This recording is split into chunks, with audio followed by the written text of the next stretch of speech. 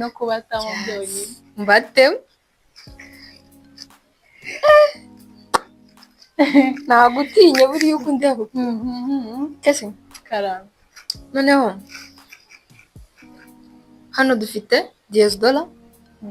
Orlima Realody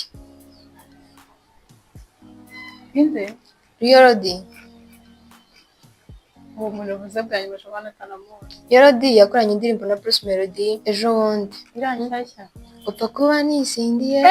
yego uriya muhungu bakoranye Mana yanjye kusaze inkuru namfasha. Aha nabanzamo sangiriwa zangalewa kunda kuratata se ariko tuganire oya tuganire ibintu uko byoroshye tuganire gusa sha nabyo ntago bizi cyane ko utabikunda ushobora ko hari igihe ubizi sibyo ukaba udashaka abantu kuri kamera babona isura yawe ako wabimbwira ko ngako ndaza kubikubwira dutashye urabimbwira nka kamyutinga nacyo twarabamenye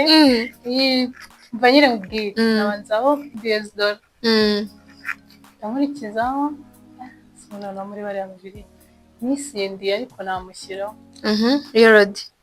ubwo wamushyira hehe kuri bench kubera afite uturirimbo twiza urimo ntabwo namushyiraho urimo wamugurisha sugar boy ngo ni sugar boy w'abakobwa oya namugurisha wipanira Davis ni umwami byarangire ifarashi ndamukunda nanjye nzamera nka ba bafana bajya biyandika abantu ega undi bibaye ngombwa ko niyandika abantu n'abantu nashyiraho nanatekereje kabiri ariko ukunda ifarashi ifarashi zari umuntu yanga ega cyangwa abantu barayitinya ariko wowe ubwo warabushiritse ubu ngubu ntabwo naba nyitinyaga nanjye kera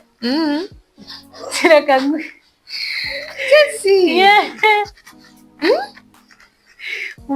ko ndi kugutinya bite bagutere sitori y'ifarashi kera nigaga nko mu wa kangahe muri primaire ariko nubwo batujyanye ku mafarashi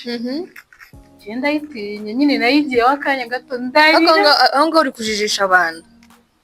sizi ifarashi turi kuvuga kanshacaka